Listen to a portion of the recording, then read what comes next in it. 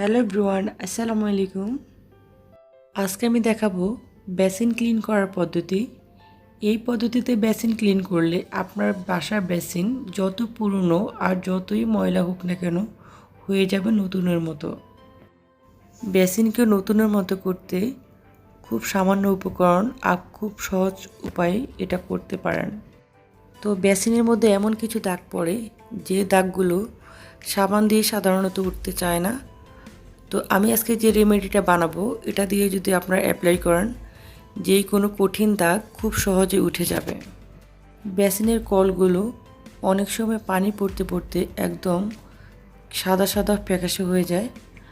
এই রেমেডিটা দিয়ে খুব সহজে বেসিনের কলগুলো পরিষ্কার করতে পারবেন আর একদম হয়ে যাবে নতুনের মতো। আমার বেসিনটা বেশ ময়লা হয়ে গেছে, অনেক সময় পানি পড়তে পড়তে এরকম লালচে হয়ে যায়। তো দেখুন এই যে বেসিনের অবস্থা আপনারা দেখতেই পাচ্ছেন। এখন আমি একটা রেমেডি বানাবো। তো এটার জন্য আমি একটা বাটিতে কিছুটা পরিমাণ পানি নিয়েছি, হাফ কাপ পানি নিয়েছি আর দিয়েছি 1 চামচ সার্ফ এক্সেল। আপনারা যে কোনো ডিটারজেন্ট দিতে পারেন। তারপরে দিয়েছি 1 চামচ বেকিং সোডা। তারপর এখানে দিব কিছুটা পরিমাণ হোয়াইট ভিনেগার।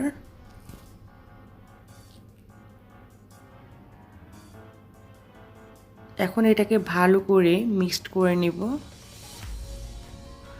তো আপনারা এরকম একটা রেমেডি দিয়ে বানিয়ে কয়েকটা বেসিন ক্লিন করে নিতে পারেন। এখন আমি এই লিকুইডটা পুরো বেসিনে দিয়ে দিব, সব অংশে লাগিয়ে দিব, প্লাস আমার যে বেসিনের ট্যাপটা আছে ওই ট্যাপের মধ্যেও দিব। আমাদের বাসার ট্যাপগুলোতে সাধারণত এরকম সাদা সাদা হয়ে যায় পানি পড়তে পড়তে, আপনারা এই রেমেডিতে দিয়ে দিতে পারেন, এতে করে একদম নতুনের মতো হয়ে যাবে। এখন এখানে আমি নিয়েছি একটা মশারির জালি, খুব সফট একটা জালি। তো লিকুইডটা দিয়ে মিনিমাম 20 থেকে 25 মিনিট ওয়েট করবেন। এতে করে খুবই আলতো হাতে ঘষা দিলেই ময়লাগুলো উঠে যাবে। আপনাদের বেসিনগুলো যদি বেশি পরিমাণে ময়লা হয়ে থাকে তাহলে কি করবেন, এই আমি যে লিকুইডটা বানিয়েছি এই লিকুইডের মধ্যে যে উপকরণগুলো দিয়েছি উপকরণগুলো একটু বেশি পরিমাণে দিবেন আর সাথে লেবু দেওয়ার চেষ্টা করবেন। এতে করে আরও কঠিন দাগ খুব সহজে উঠে যাবে। এইরকম ঘরোয়া বিভিন্ন জিনিস খুব সহজে ক্লিন করার জন্য আমার চ্যানেলের ট্রিক্স টিপস অ্যান্ড ক্লিনিং প্লেলিস্টে কিছু ভিডিও দেওয়া আছে, আপনারা চাইলে ঘুরে আসতে পারেন। আশা করছি অনেক উপকৃত হবেন। সাবান বা ডিটারজেন্ট দিয়ে বেসিন ক্লিন করলে ক্লিন হয়, বাট আমাদের বেসিনগুলোতে কিছু কিছু চাপটা চাপটা দাগ পড়ে, এই দাগগুলো কিন্তু উঠে না সাবান দিয়ে যতই ক্লিন করা হয়।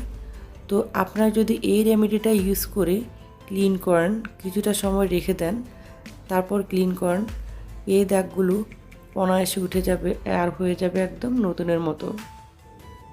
তো আমার চ্যানেলটা অলরেডি যারা সাবস্ক্রাইব করেছেন তাদেরকে অসংখ্য ধন্যবাদ। আর যারা আমার চ্যানেলটি নতুন দেখছেন বা আমার ভিডিওটি নতুন দেখছেন, প্লিজ আমার চ্যানেলটি সাবস্ক্রাইব করে দিবেন আর পাশে থাকা বেল আইকনটি অল করে দিবেন।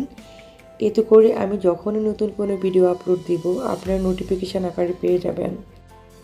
এই রেমেডিটা দিয়ে বেসিনের যে আশেপাশের অংশগুলো থাকে যেমন মিরর বা সেলফ ওগুলো ক্লিন করে নিতে পারেন, একদম হয়ে যাবে নতুনের মতো। এখন আমি একদম ফ্রেশ পানি দিয়ে পুরো বেসিন ভালো করে ক্লিন করে নিব, আমার মাজা শেষ। তো এরকম একটা রেমেডি বানিয়ে আপনারা বাসায় যতগুলো বেসিন থাকে সবগুলো বেসিন এভাবে ক্লিন করে নিতে পারেন। তো অনেকেই একটা ভুল করে, যেটা হচ্ছে আমরা যে ফ্লোর ক্লিন করি ভিক জল দিয়ে, ওই ভিক জল বেসিনের মধ্যে ইউজ করে। তো আপনারা অবশ্যই এটা ইউজ করবেন না, কারণ ভিক জল যদি ইউজ করেন আপনার যে স্টিলের কল বা স্টিলের যে অংশগুলো থাকে বেসিনের মধ্যে এগুলো ডিসকালার হয়ে যাবে। তো দেখুন আমার বেসিনটা ক্লিন করা শেষ, কলটা একদম দেখুন নতুনের মতো হয়ে গেছে আর বেসিনটা তো আপনারা দেখতেই পাচ্ছেন।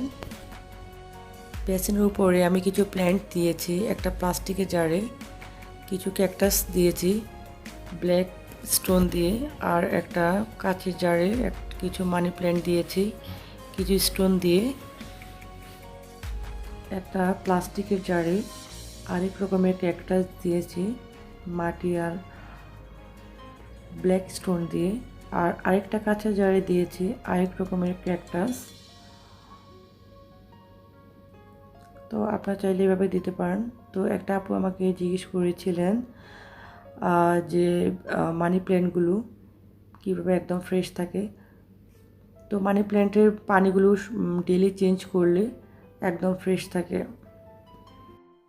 তো আমার বেসিনের পূর্ব অবস্থা তো আপনারা দেখেছেন, তো দেখুন মনে হচ্ছে একদম নতুনের মতো। আজকের ভিডিওটা যদি এতটুকু ভালো লাগে, লাইক শেয়ার কমেন্টস করতে ভুলবেন না।